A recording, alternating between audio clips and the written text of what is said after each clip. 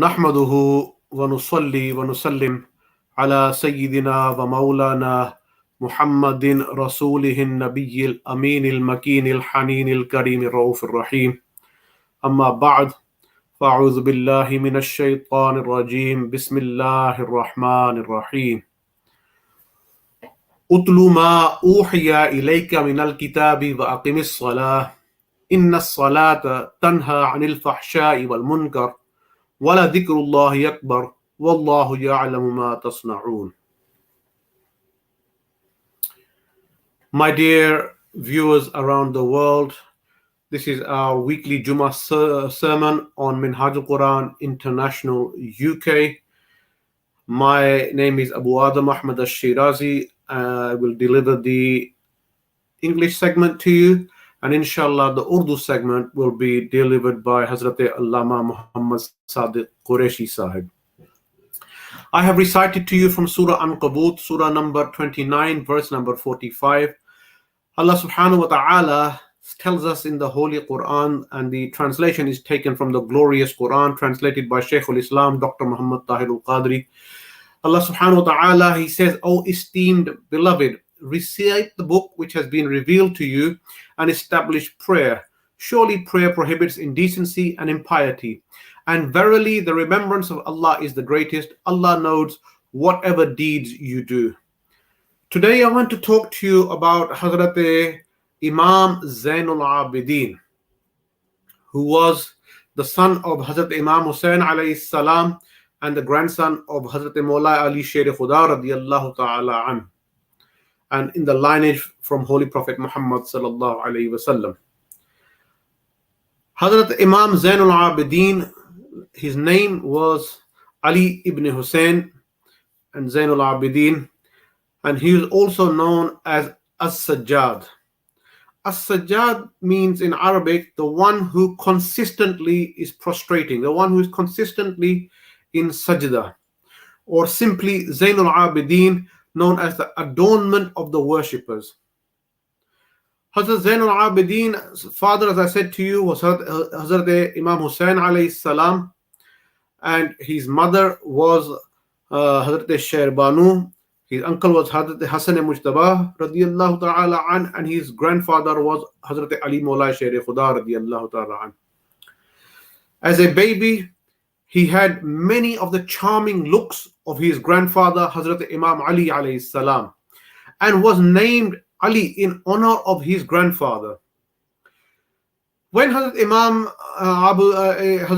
Zainul Abidin was born, his mother became very sick following the delivery, and she actually passed away within a few days.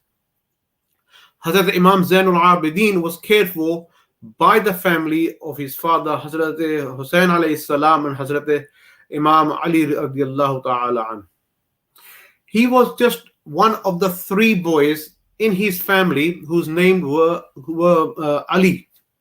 The other two were killed in the Battle of Karbala, and we know, and we talked about this in the previous Juma sermons. One of them was just an infant. Hazrat Imam Zainul Abidin survived the battle because he was ill. He did not participate in the battle. And later on, he was obviously sent to Kufa, and I will talk about that inshallah as well. Hazrat Zainul Abidin's mind was very receptive. Not only did he learn the Holy Quran at an early stage, but he learned the numerous hadiths very, very quickly, which were narrated to him by his family. And then this was followed by tafsir and ahkam. So at an early age, Hazrat Zainul Abidin radiyallahu ta'ala an was actually busily absorbing the Islamic information at a really, real rapid rate. And in his youth, he absorbed this fast knowledge. His character was simultaneously being shaped by this Islamic information. He saw that his father, uncle, brothers, sisters were very dedicated to Islam, and that their characters were molded by Islam. And all of this had a very powerful influence on him. So Hazrat Imam Zainul Abidin, he reached a very high plane of Islamic righteousness in early life, and it became the norm for him. And Hazrat Imam Zainul Abidin He was of average stature. His complexion was tended towards a tawny color. He was lean, slender. He was extremely handsome and he was impressive. He was neat in his dress and he was firm and sturdy. Upon meeting and talking to him, a person could not help but hold him in the highest regard. His demeanor and conduct were very compelling. Hazrat Imam Zainul Abidin got married to his beloved cousin Fatima radiyallahu ta'ala anha, the daughter of Hazrat Imam Hassan. She was known also for her beauty, her piety, and quickness of mind. So for the family, this was a very happy union. After they married, they had a baby boy who was named Muhammad. And this boy was later nicknamed Al-Baqir, Imam Al-Baqir, as Prophet Muhammad sallallahu alaihi wasallam had mentioned him by name to a companion, as well as to the Ahlul Bayt. The boy also showed tremendous signs of intelligence and aptitude. So when Hazrat Imam Zainul Abidin, he was basically came to face with the Yazid. He was basically he didn't, as I said, participate in the battle of Karbala, but he was sent to Kufa with the surviving women and the children from that battle of Karbala, and he was about to be killed by Ubaidullah ibn Ziyad, who disdained him by saying that Allah killed his family. And then Hazrat Imam Zainul Abidin, he condemned Ibn Ziyad, and I'll talk about this by quoting a verse of the Quran. And then obviously he had a sermon at the Yazid's palace. So what happened when he actually went to the Yazid's palace? So he was in the Yazid's court, and obviously the Yazid, being what he was, he had a beautiful palace, and he had lots of guards around, etc. And Yazid had a lot of people in his court when they were waiting for the family of Hazrat Imam Hussain alayhi salam to actually arrive. So finally, the 72 heads, including that of Hazrat Imam Hussain alayhi salam, was brought in and laid in the court near Yazid. And they were actually, the people who brought them in actually brought them to him as an offering. So at the same time, Hazrat Imam Zainul Abidin, along with the rest of the family, they were brought into the court. Obviously, they had been on a long journey. They were unwashed. They were exhausted. They were looking tired. But they had a strong look of resentment on their faces. Being face to face, Yazid said, "Son of Hussein, your father refused to recognize my throne and authority. You have seen what Allah did with him as a result." Hazrat Imam Zainul Abidin retorted indignantly by quoting the Holy Quran and saying, "You are visited with afflictions in this world, preordained for you." Then he added, "May the curse of Allah be upon those who killed my father." Then there were further exchanges, and Yazid obviously had a rod where he would basically play with the blessed head of Hazrat Imam Hussain alayhi salam. And then when he saw this, a companion of Prophet sallallahu alaihi wasallam roared, "Woe to you, Yazid! You are disgracing the very lips I have seen Allah's messenger kissing." And about whom he said, Hazrat Imam Hassan and Hazrat Imam alayhi salam are the foremost of youth in heaven. When Yazid heard this, he was startled. He withdrew his rod. This was the first confrontation over. Hazrat Imam Zainul Abidin and his family were kept in detention. In the days that followed, a number of exchanges took place in the court of Yazid. Each time, Hazrat Imam Zainul Abidin gave very, very powerful replies, relying mostly on the quote of the Holy Quran. On one occasion, Yazid asked the sermonizer to give a speech condemning Hazrat Imam Ali. The person obliged, and then Hazrat Imam Zainul Abidin stood up and spoke before the people. After some hesitation, Yazid actually consented. Hazrat Imam Zainul Abidin then said, and this is taken from the Sahih al-Bukhari and also Sahih al-Muslim, he said, "O people, Allah Almighty has endowed us with valor, with wisdom and knowledge. In the same way, Allah has filled the hearts of the faithful with love for us. Not only this, but Allah has exalted us to a higher position in comparison with any other descendant of Prophet Muhammad sallallahu alaihi wasallam." And then he says, "I am hereby acquainting all, irrespective of whether you know me or not, of the honor and privilege I occupy. And he says, I am the offspring of the Lord of Makkah and Medina. I am the issue of the Lord of Zamzam and Safa. I am the lineal descent of him whose forefather had lifted in his cloak the black stone. I am the one of the child who mounted the Buraq and gone through the regions of the heavens. I am from the progeny of the one who went up to Sidratul Muntaha and whom Allah had shown the springhead of the Wahi. I am of the offspring of the guide for whom the disbelievers got guidance to the straight path. He said, I am the son of a person whose thread of life was snapped by cruel fingers and whose head severed while thirsty, body left exposed to the burning sands of Karbala. He said, I am the son whose father's death was mourned by the angels and by men and by jinn. And I am the son whose father's head was mounted on a spear and taken from one town to another. He said, O people, I take witness that I thank Allah subhanahu wa ta'ala that he involved the Ahlul Bayt in serious trials, and at the same time the standard of guidance was in our hands while the misguidance was in other hands. And then when Hazrat Imam Zain al-Abidin finished his speech, the stunned people were actually there, who were there in the court. They were weeping and they were crying, and others were choked into utter silence. All of them felt ashamed, degraded and very low. And then it said that Yazid then at that time sensed the grave trouble ahead of him. So there was a stirring in the society against his regime. Indirectly, we are told that Yazid apologized to Hazrat Imam Zain al-Abidin, claiming that he was not the cause of the massacre, but placed the blame on his appointee Ibn Ziyad. Yazid then treated them better for the rest of their stay, and afterwards he allowed Imam Zain al-Abidin and his family to leave for Medina, escorted them with guards and provisions and people to take care of them. The worship of Hazrat Imam Zain al-Abidin alayhi salam, it was unbelievable. At the time of worship, such a fear used to overcome Hazrat Imam Zain al-Abidin alayhi salam that the color of his face used to become pale, yellow. This condition endured from the beginning until the end. At the time of ritual ablution, when he did his wuzu, the same condition occurred.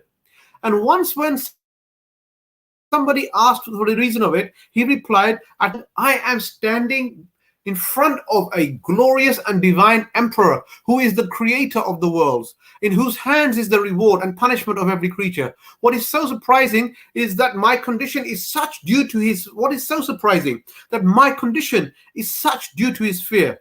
Once when Hazrat Imam Zain al-Abidin alayhi salam went for the Hajj pilgrimage, and when he reached the point where the pilgrims, they put on their ihram, and he was about to recite the talbiyah, when we say labbaik Allahumma labbaik, and he put on the dress, and then when all of a sudden the color of his face went under change and went into pale again, yellow, and the body used to tremble terribly, and he could not even utter labbaik. And people asked him, why did you not recite the talbiyah? His reply was, I was afraid to recite labbaik. Labbaik meaning, oh Allah, I am here at your service. And then he said, Allah may reply, La labbaik, I am not for you. And saying this, he wept so much that he lost consciousness. He performed all the rituals in this fearful condition. Hazrat Imam Zain al-Abidin alayhi salam it has been told that he used to recite 1,000 rakat of prayers in 24 hours. In every prayer, he used to tremble severely. His son, Hazrat Imam Baqir alayhi salam, said that whenever his respected father mentioned a bounty of the Quran, a verse of the Quran, his condition used to be such that whether it be an obligatory prostration or a recommended one, he used to invariably perform it. And then when he got relief from a particular difficulty, he performed a prostration. He used to prostrate after obligatory prayers. The signs of excessive prostration were apparent on his forehead. This is why he earned the title of Sajjad. Sajjad means prostrates too much, because he had two excessive corns formed on his forehead like the knee of a camel. Such was his sincerity and humility that once there was a fire in his house and he was in sajda, in prostration. People began to shout, "Fire, fire!" But he did not raise his head from the prostration. Finally, the fire was brought under control. Someone asked him, "You did not even notice that there was a fire? What made you so oblivious of everything?" "The fire of the hereafter," he replied. And then once his son, Hazrat Imam Baqir alayhi salam, fell into a well. Hazrat Imam Zain al-Abidin alayhi salam was reciting the prayers. The mother of Hazrat Imam Baqir alayhi salam screamed, "O son of Allah's messenger, our son has fallen in the well." However, as was his practice, he remained engrossed in his prayers. When he finished the prayers, he came to the well. He put his hand inside the well and pulled out Hazrat Imam Baqir alayhi salam. And he said to his wife, he said, "If I had become negligent of Allah, He would not have restored this boy safe and sound to me." So this is the thing. And Hazrat Imam Zain al-Abidin, he was obviously worthy of the Ahlul Bayt, the son of Hazrat Imam Hussain alayhi salam. And he's one of his quotes was, he used to say that there are three types of people of worship in this world. The first people, they worship due to fear. It is the worship of slaves. The second people worship for rewards. It is the worship of business people. And the third people, they worship with thankfulness. This is the true worship of the servants of Allah. And he used to subject his body to utmost penance. And then one day, Hazrat Imam Baqir alayhi salatu wasalam asked him why he practiced a severe penance. And he replied, don't you like that I should obtain divine proximity? Hazrat Imam Zain al-Abidin alayhi salam was martyred in this month of Muharram. He was poisoned by the Umayyad ruler Al-Walid through the instigation of the Umayyad Caliph Hisham ibn Abdul Malik in Madinatul Munawwara. It is said that he passed away in Madinatul Munawwara at the age of 58 years old on the 21st of Muharram. Hazrat Imam Zain al-Abidin alayhi salam is buried next to his uncle Hazrat Imam Hassan-e-Mujtaba radiyallahu ta'ala an in the cemetery of Al-Baqi in Madinatul Munawwara. I pray to Allah subhanahu wa ta'ala that He gives us the strength and the tawfiq to follow on the footsteps of Hazrat Imam Zain al-Abidin alayhi salam, that we can also prostrate like that. Maybe not as much as that, but maybe we make that practice in our lives, that we become prostrators. And then, inshallah, Allah subhanahu wa ta'ala, He grants us the martyrdom as well. And Allah subhanahu wa ta'ala grants us a place in the footsteps of the Ahlul Bayt. The next segment, inshallah, coming up is the Urdu segment. Inshallah, until next time, my name is Abu Adam Ahmad al-Shirazi. Wa ma alayna illa al-balagh. Wassalamu alaikum wa rahmatullahi wa barakatuh.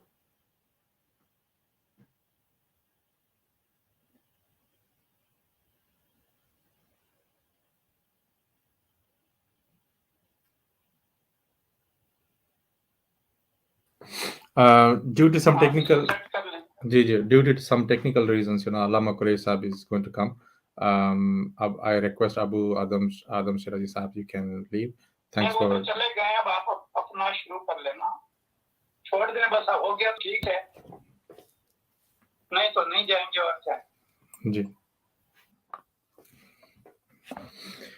So I'm going to the session will start after some time, maybe within 5 minutes. I just want to I'm just trying to fix Allama Quraysh Sahib issue.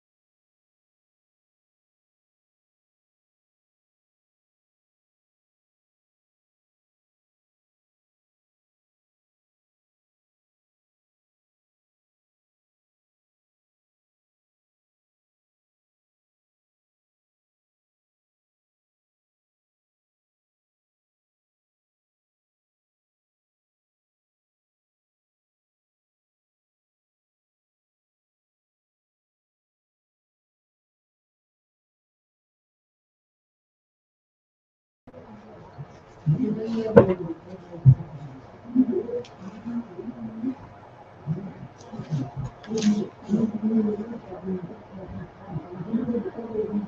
اللہ.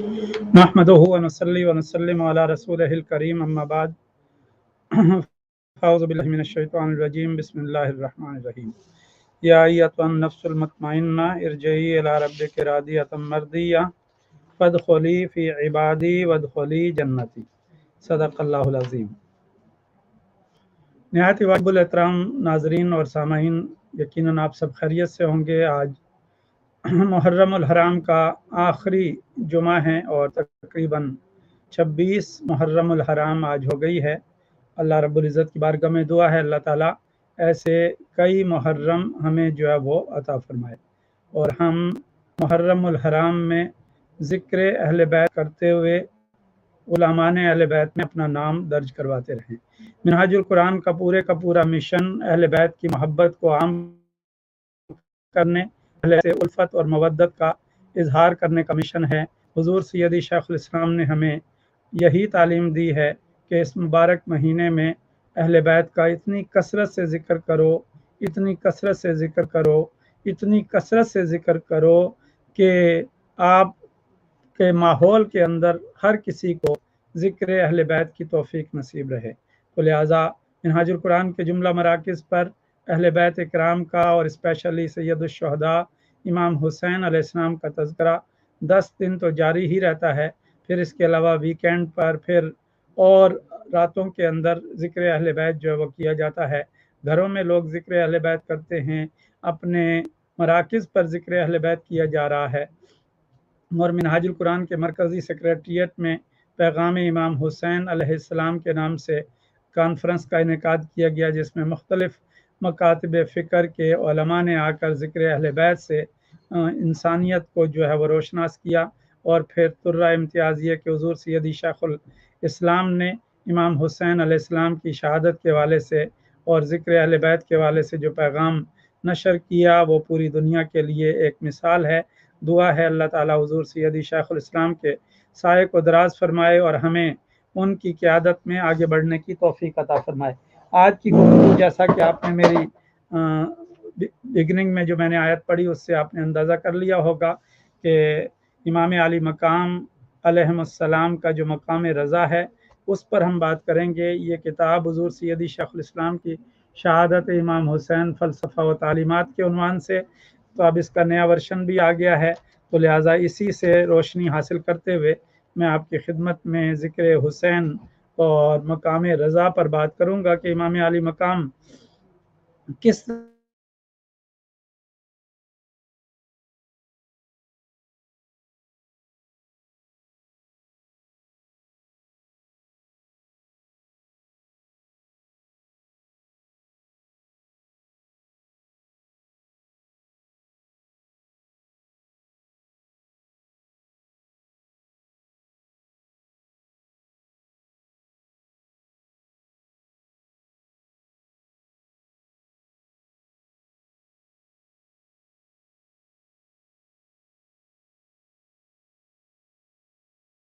مطمئنہ کو خطاب کیا اور نفس مطمئنہ کو کہا، اے نفس مطمئنہ لوٹ آ اپنے رب کی طرف، تو اس سے راضی اور وہ تجھ سے راضی.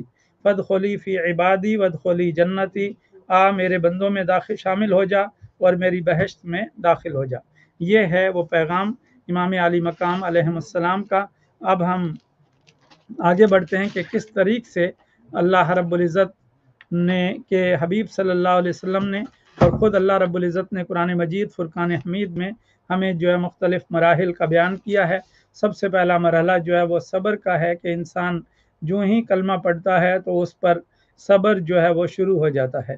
صبر کا امتحان، صبر میں آگے اپنے آپ کو بڑھانا، اور بقول حضور سیدی شیخ الاسلام راہ انقلاب میں، راہ حق میں آپ کا مرشد اعظم صبر ہے. تو جن لوگوں نے صبر کیا وہی لوگ کامیابی اور کامرانی کی منزلوں پر سرفراز ہوئے. جیسے کہ قرآن مجید فرقان حمید نے کہا، سلام علیکم بما صبرتم فنعم عقبی الدار، تم پر سلام ہو جو تم نے جو ہے وہ صبر کیا اور تمہارے لیے جو ہے بڑا حسین ٹھکانہ ہے. پھر صبر کے مختلف مراحل قرآن مجید نے بھی بیان کیے ہیں اور اسے ہمارے جو روحانیت کے تاجدار ہیں، انہوں نے اسے بیان کیا ہے۔ الصبر مع اللہ کو بیان کیا ہے، الصبر للہ کو بیان کیا ہے، الصبر علی اللہ کو بیان کیا ہے، اور الصبر عن اللہ کو بیان کیا ہے۔ یہ مراحل ہیں صبر کے، اور پھر جب بندہ وادی صبر سے گزر جاتا ہے اللہ رب العزت کی توفیق سے، تو پھر اس پر ایک اور دروازہ جو ہے کھول دیا جاتا ہے، جس کو توکل کا مرحلہ کہتے ہیں۔ جس طرح سے انسان اپنی زندگی میں ایک یعنی اس کا سفر جو ہے وہ صبی سے شروع ہوتا ہے، جنین سے شروع ہوتا ہے، پھر وہ صبی بنتا ہے، پھر وہ طفل بنتا ہے، پھر وہ جس کو ہم کہتے ہیں کہ وہ نوجوان ہوتا ہے، اور پھر اس کے بعد جوان ہوتا ہے، جوان کے بعد جو ہے پھر اس کے بعد اس کا جو اپنا بڑھاپا ہے وہ شروع ہو جاتا ہے، اور پھر آخری مرحلے پر جو ہے وہ چلا جاتا ہے۔ اسی طرح سے ترقی کے لیے، ایمان کے اندر آگے بڑھنے کے لیے پہلا مرحلہ جو ہے صبر ہے، اور اس کے درجات میں نے آپ کے سامنے بیان کیے۔ دوسرا مرحلہ پھر وادی توکل میں بندہ داخل ہو جاتا ہے۔ پھر توکل کے جو ہے وہ درجات ہیں۔ پہلا درجہ یہ ہے کہ جب کوئی نعمت ملے تو اس پر شکر بجا لائے، اور اگر کوئی نعمت رک جائے تو اس پر بندہ صابر رہے۔ دوسرا درجہ یہ ہے کہ بندہ جو ہے وہ دونوں مرحلوں میں، خواہ اسے نعمت ملے یا نعمت اس سے جو ہے وہ لے لی جائے، دونوں مرحلوں میں جو ہے وہ اللہ رب العزت کی بارگاہ میں شاکر بن کے جو ہے وہ کھڑا رہے۔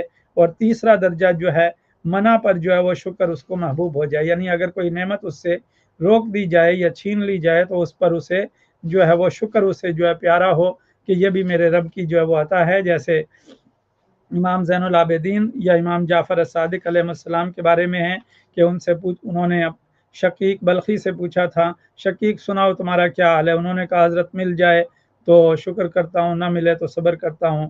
آپ فرمانے لگے شہر مدینہ کے کتوں کا یہ حال ہے؟ انہوں نے پوچھا پھر اپنی کیفیت بھی بتا دیں، کہا مل جائے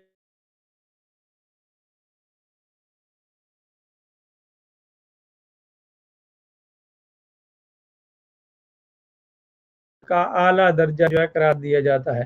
جو بندے اللہ رب العزت کی توفیق اور اس کے حبیب صلی اللہ علیہ وسلم کے کرم سے، اور مولا علی کرم اللہ وجہ الکریم کی عطا سے، اور سرکار غوث پاک کے فیضان،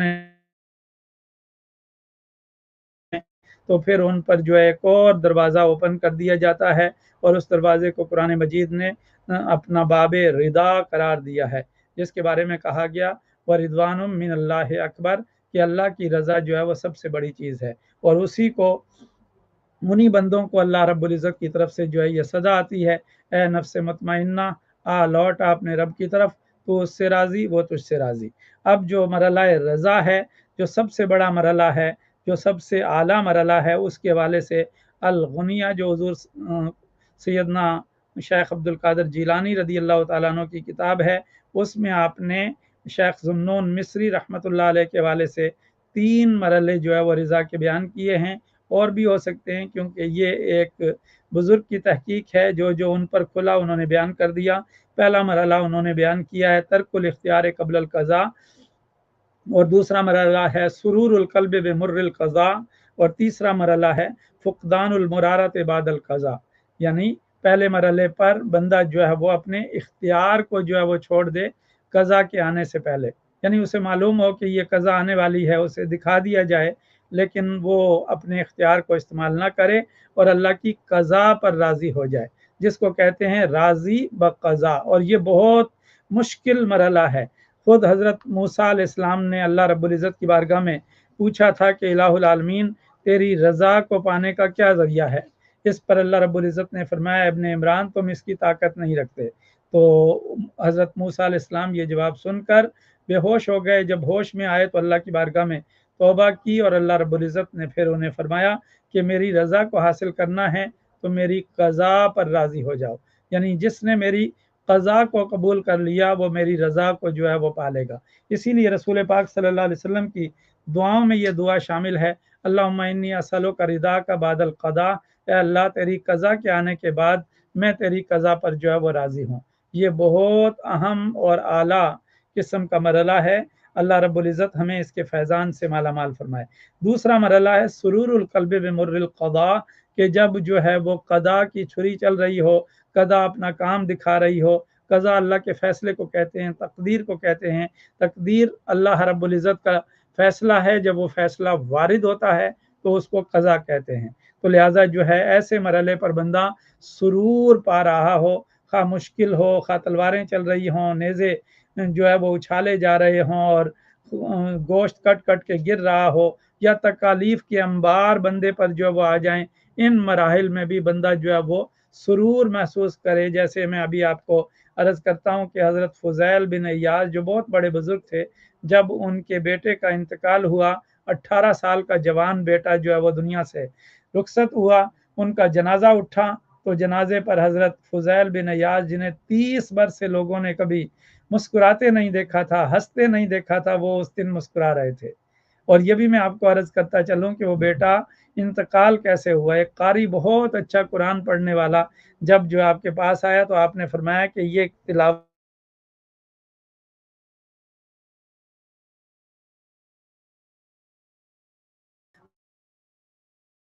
یہ ویسے ہی کہہ رہے ہیں، اس نے جا کر وہی صورت پڑھ دی، تو جو ہی وہ صورت پڑھی بچے نے جو ہے وہ قیامت کے خوف سے القاریۃ مل قاریہ وما ادراک مل قاریہ یوم یکون الناس کالفراش المبثوث وتکون الجبال کالعہن المنفوش فاما من ثقلت موازینہ فہو فی عیشۃ راضیہ واما من خفت موازینہ فامہ ہاویہ وما ادراک ما ہی نار حامیہ۔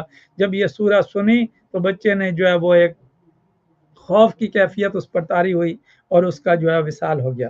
تو لہٰذا یہ تھا، جب جنازہ اس بچے کا اٹھا تو حضرت فضیل بن عیاض جو ہے مسکرا رہے تھے۔ لوگوں نے کہا کہ آج مسکرانے کی کیا وجہ ہے؟ فرمایا اس کی موت پر، اس کی شہادت پر باری تعالیٰ خوش ہوئے ہیں، تو میں اس کی اپنی خوشی کا اظہار کر رہا ہوں۔ یہ ہے سرور القلب بمر القضاء، اور اس کے بعد ہے فقدان المرارت بعد القضاء، کہ جب قضا کی چھری جو ہے وہ چل پڑے تو پھر اس کے بعد بندہ جو ہے وہ کبھی بھی اپنی زبان پر جو ہے اس یعنی شکوے کو نہ لائے کہ میرے ساتھ ایسا ہو گیا، میرے ساتھ ویسا ہو گیا، مجھے تو اس طرح سے جو ہے وہ مشکلات میں ڈالا گیا۔ تو یہ تیسرا مرحلہ ہے کہ اس مرحلے پر پہنچ کر بندہ جو ہے وہ اپنا بھول جائے اس کو کہ قضا میں اس کے ساتھ کیا بھی تھا، جسم کے ٹکڑے ٹکڑے ہو گئے، جسم چھلنی ہو گیا، لیکن اس کے باوجود زبان پر کوئی کلمہ نہ ہو۔ اب ہم دیکھتے ہیں امام علی مقام امام حسین علیہ السلام کو کہ جب جو ہے وہ ترک الاختیار قبل القضاء، کیسے اس مرحلے پر امام علی مقام کس طرح سے جو ہمیں نظر آتے ہیں۔ آپ کو معلوم ہے کہ 56 برس پہلے امام علی مقام کی شہادت سے خبر جو ہے وہ آ چکی تھی، اور رسول پاک صلی اللہ علیہ وسلم نے اس خبر کو جو ہے وہ عام کر دیا تھا۔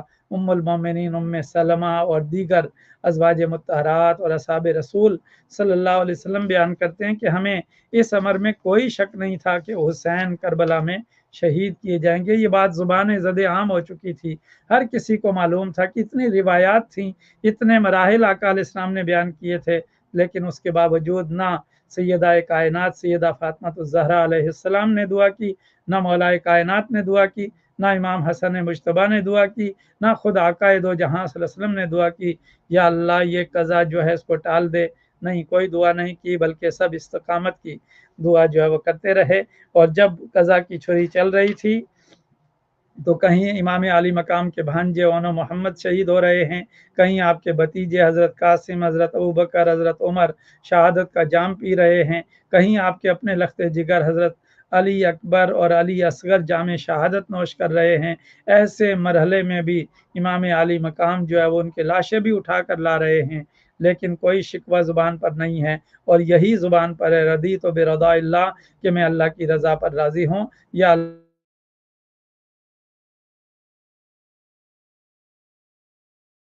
سکتا ہے۔ تو اور امام علی مقام نے وہ کر کے دکھایا، اور ساری کائنات، زمین و آسمان، مخلوقات، جن و انس سب اس پر گواہ بن گئے کہ حسین تیری عظمت کو سلام، حسین تیری ہمت کو سلام، حسین تیری رضا کو سلام، حسین تیری ہمت اور طاقت کو سلام، حسین تیرے جذبے کو سلام، حسین تیرے ولولوں کو سلام، حسین تیرے توکل کو سلام، حسین تیرے صبر کو سلام۔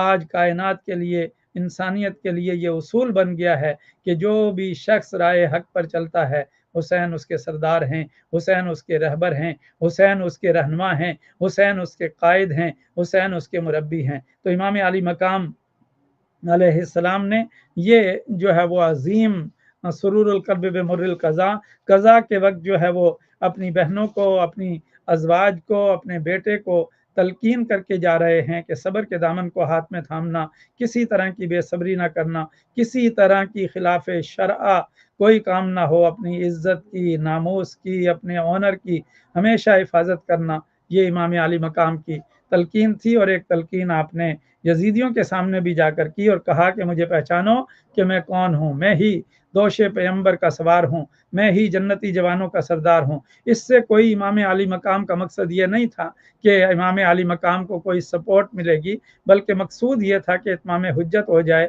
کل کو کوئی شخص یہ نہ کہہ سکے کہ ہم تو لا علمی میں یا بے خبری میں جو ہے مارے گئے۔ امام علی مقام نے ایچ اینڈ ایوری تھنگ ان کے سامنے ڈسکلوز کر دی اور انہیں بتا دیا کہ اگر اب بھی کسی کی آنکھوں پر پردہ پڑا ہے تو وہ اپنے پردے کو ہٹا لے۔ اور جس کا نصیب تھا حضرت حر بن یزید ریاحی، وہ جو ہے وہ نکل آیا یزیدیوں کے لشکر سے اور اس نے کہا حسین میں آپ کی معرفت کو حاصل کر چکا ہوں، اب میں آپ کی خدمت میں اپنی جان کا نذرانہ پیش کرتا ہوں۔ امام علی مقام نے اسے سینے سے لگا کر اور اسے جو ہے جنت کی بشارت عطا فرمائی۔ یہ ہے امام علی مقام کا جو سرور القلب بمر القضاء۔ اور اس کے بعد جب ہم دیکھتے ہیں کہ فقدان المرارات بعد القضاء پر امام علی مقام کے شہزادے حضرت علی زین العابدین کس طرح سے ہمیں استقامت کا پہاڑ نظر آتے ہیں کہ انہوں نے انسانیت کو وہ کردار عطا کیا ہے کہ اہل مدینہ بیان کرتے ہیں کہ خفیہ خیرات امام زین العابدین کے قدم قدم سے تھی۔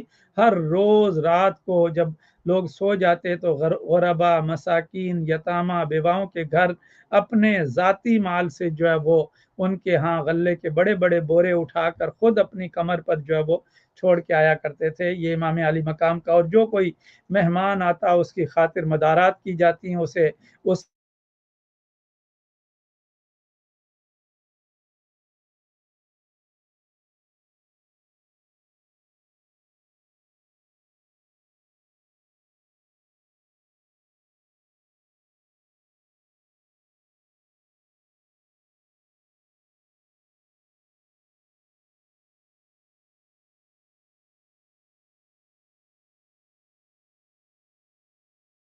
کر رہے تھے تو اس کے جاتے ہوئے قدم ڈگمگا گئے اور اس نے کہا امام لگتا ہے کہ آپ نے مجھے پہچانا نہیں۔ اس پر امام زین العابدین نے فرمایا کہ تمہیں یہ خیال کیسے گزرا کہ میں نے تمہیں نہیں پہچانا؟ میں تو تمہیں کربل کے دن سے پہچانتا ہوں جب تم لوگ میرے بابا جان پر، میرے چاچا جان پر، میرے بھائیوں پر تیر چلا رہے تھے، اس دن سے میں تو تمہیں جو ہے پہچانتا ہوں۔ اس پر اس نے کہا پھر آپ نے یہ کردار کیسے جو ہے وہ ادا کیا؟ آپ نے فرمایا کہ میدان کربلا میں ہمارے بابا جان کا کردار عظمت کا، توکل کا، رضا کا پیکر تھا، اور وہ تمہارا کردار تھا تمہارے نصیبوں میں تیر کا چلانا، نیزوں کا، بھالوں کا پھینکنا، اور تمہارے نصیب کے اندر جو ہے وہ آیا تھا کہ تم اہل بیت کے خون میں اپنے جو ہے وہ اپنے ہاتھوں کو رنگین کرو۔ اور ہمارا کردار یہ ہے کہ اگر دشمن بھی ہمارے پاس آ جائے تو ہم اسے بھی جو ہے چادر پیش کرتے ہیں اور اس کے لیے بھی خیر کا پیغام پیش کرتے ہیں۔ تو یہ ہے امام علی مقام علیہ السلام کا وہ اسوہ اور وہ قدوہ اور وہ طریقہ جو انہوں نے امت کے نام جو ہے چھوڑا ہے۔ قیامت تک انشاءاللہ صدائے حسین بلند ہوتی رہے گی، کیونکہ یزید کا ظلم و ستم بھی ختم ہوا، زیاد کی جو نافرمانیاں ہیں وہ بھی ختم ہوئی، آج ہر طرف صدا ہے تو حسین علیہ السلام کی صدا ہے، حسین علیہ السلام کا تذکرہ ہے، اہل بیت کے ذکر کی بہار ہے۔ ہر کوئی اپنے آپ کو حسینی کہلانے میں فخر محسوس کرتا ہے، اور یزیدی کردار جو ہے وہ بھی آج جو ہمارے سامنے نظر آتا ہے، جو منافقت کا، دجل کا، فریب کا، دھوکہ بازی کا اور انسانیت کو بد امنی سے آشنا کرنے کا جو ہے وہ کردار ہے۔ اللہ رب العزت کی بارگاہ میں دعا ہے اللہ تعالی ہمیں حسینیوں کے زمرے میں رکھے اور حسین ہمارے رہبر ہوں، اور قیامت کے دن بھی امام علی مقام کے جھنڈے کے نیچے ہمیں جگہ ملے۔ اور منہاج القرآن کا پورا مشن اور ہمارے قائد تو جب سیدہ کائنات سیدہ فاطمہ الزہرا علیہ السلام کے مزار پر انوار پر حاضر ہوتے ہیں تو یہی عرض کرتے ہیں کہ سیدہ اپنے بابا جان سے عرض کیجئے کہ ہمارے در کا ایک خادم آیا ہے، ہمارے در کا ایک جو ہے وہ خدمتگار آیا ہے، اس کو بھی کچھ جو ہے وہ روزی، کچھ رزق، کچھ حصہ جو ہے وہ عطا ہو۔ یہ ان کی عاجزی انکساری ہے، اور اسی عاجزی کے ذریعے سے اللہ رب العزت جو ہے بلندی عطا کرتا ہے۔ یہی وجہ ہے کہ منہاج القرآن کا مشن آج 4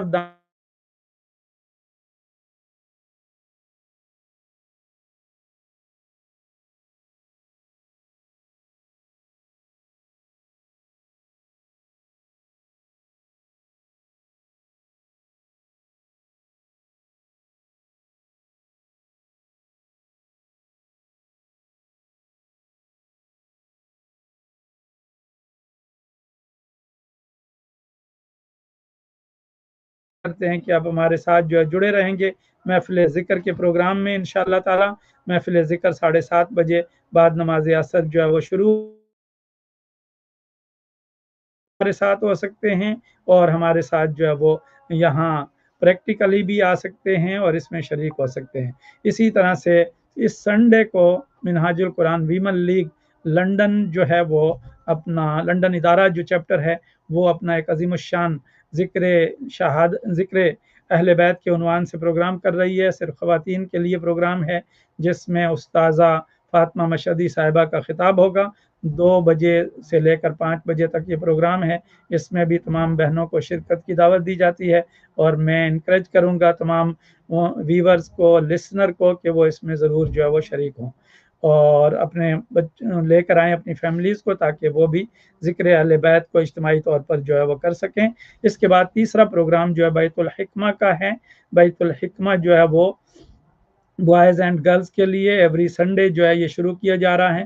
10 بجے سے لے کر ظہر تک یہ پروگرام ہوگا، 1:15 بجے تک، اور بچے جو ہے ظہر کی نماز پڑھ کے جا سکیں گے۔ اس کا جو انڈکشن ڈے ہے وہ انشاءاللہ العزیز 5 ستمبر کو ہے، 10 بجے صبح، تو اس میں بھی آپ شریک ہو سکتے ہیں۔ اور ساتھ ہی اس کے بعد جو ہے منہاج ایوننگ اسکول جو ہے وہ شروع ہونے جا رہا ہے، اور اس میں داخلے جو ہے وہ جاری ہیں۔ انڈکشن ڈے اس کا 3 سپٹمبر جمعہ کے دن یعنی آج ہی ہے، اور یہ 5 بجے شام کو ہوگا۔ اس میں بھی لوگ اپنی جو ہے وہ لا سکتے ہیں شرکت کے لیے۔ اور انشاءاللہ 25 سپٹمبر کو ہم یہاں ہفتے کے دن ایک بڑا عظیم پروگرام جو ہے وہ آپ کے لیے جو ہے وہ پیش کر رہے ہیں، learn how to save life کے عنوان سے۔ یہ جو ہے وہ فری بیسک لائف جو ہے وہ سپورٹ ہے، ٹریننگ کا پروگرام ہے، اور سرٹیفکیٹس ول بی پرووائڈڈ۔ اس میں جو ہے آپ جو ہے وہ شریک ہو سکتے ہیں ہمارے ساتھ۔ آپ یہ برٹش اسلامک میڈیکل ایسوسی ایشن جو ہے وہ اس کو ارینج کر رہی ہے، BIMA، جس کو بیما کہتے ہیں۔ وہ ڈاکٹر رابعہ صاحبہ نے مجھ سے رابطہ کیا تھا، تو انشاءاللہ یہ پروگرام خواتین و حضرات کے لیے ہے۔ اس میں آپ جو ہے وہ اپنی رجسٹریشن کروا سکتے ہیں، تاکہ آپ اس میں بھی شریک رہیں۔ باقی کچھ لوگوں نے دعاؤں کے لیے کہا ہے، میں ان کی دعاؤں کے لیے خدمت میں عرض کر دیتا ہوں۔ محمد انور صاحب رینم والے، ان کی اہلیہ طاہرہ انور صاحبہ پچھلے مہینے ہم سے رخصت ہوئیں، اللہ تعالیٰ انہیں جوار رحمت میں جگہ عطا فرمائے۔ مائی راج بیگم صاحبہ، ان کا، اور مائی تاج بیگم صاحبہ، یہ بھی دونوں بہنیں دنیا سے رخصت ہوئیں، اور ایک بہن تو یہ کہتی گئی، اللہ اللہ کر دی میں اللہ کولوں ڈر دی، لا الہ الا اللہ پاک محمد رسول اللہ، یہ کلمہ پڑھتے ہوئے دنیا سے رخصت ہوئیں۔ اللہ تعالیٰ انہیں غریق رحمت کرے۔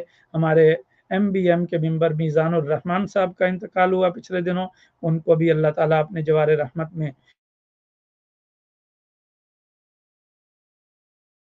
مرکزی رہنما جو ہے وہ ہم سے بچھڑ گئے 2 دن پہلے، اللہ تعالیٰ ان کی مغفرت فرمائے، اور جو کشمیر کاز کے لیے انہوں نے اپنی سروسز دی ہیں، اللہ تعالیٰ اسے ثمر بار کرے۔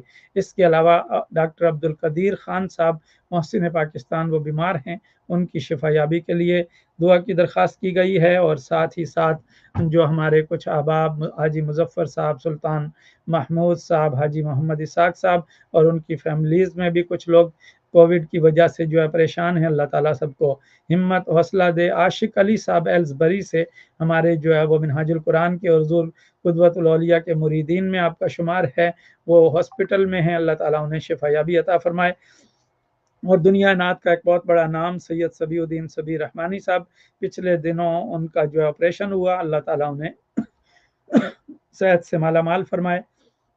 یہ تھے اعلانات. اب دعا کے لیے ہاتھ بلند کرتے ہیں کہ اللہ تعالیٰ ہم سب کی حاضری کو قبول فرمائے, ہم سب کو سدا بہار رکھے, ہم سب پر اپنی رحمتیں, کرم, عطائیں, بخششیں نازل فرمائے. ابھی ذوالفقار صاحب نے والتھم اسٹوپ سے میسج کیا تھا, اللہ تعالیٰ ان کی فیملی کو فیضیاب رکھے, اور دنیا بھر میں جہاں جہاں لوگ ہمیں جو ہے وہ دیکھ رہے ہیں, سن رہے ہیں, سب پر اللہ تعالیٰ کا کرم ہو, مہربانی ہو, عطائیں ہو, بخششیں ہوں. بعد میں بھی جو لوگ یہ پروگرام سنیں گے اللہ تعالیٰ ان پر بھی مہربانیاں فرمائے, کرم نوازیاں فرمائے, ہر طرح کی بد نظری سے, ہر طرح کی جو برائی ہے, ہر طرح کی بے حیائی ہے, اس سے محفوظ و مامون فرمائے, دنیا بھر کی انسانیت کو امن کا, سلامتی کا گہوارہ بنائے.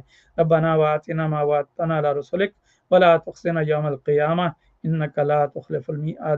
صلی اللہ علی حبیبی محمد وعلی آلہ وصحبہ وبارک وسلم. فیروز بھائی کا بہت شکریہ کہ وہ ہمیشہ کی طرح اس پروگرام کو آپ تک پہنچاتے ہیں, اور شیخ ابو آدم احمد الشیرازی صاحب لیسٹر سے انگریزی میں ہمارے یوتھ کو جو ایجوکیٹ کرتے ہیں. اللہ تعالیٰ ان کی عمروں میں, ان کے علم و فضل میں اور برکتیں عطا فرمائے. صلی اللہ علی حبیبی محمد وعلی آلہ وصحبہ اجمعین برحمتک یا ارحم الراحمین.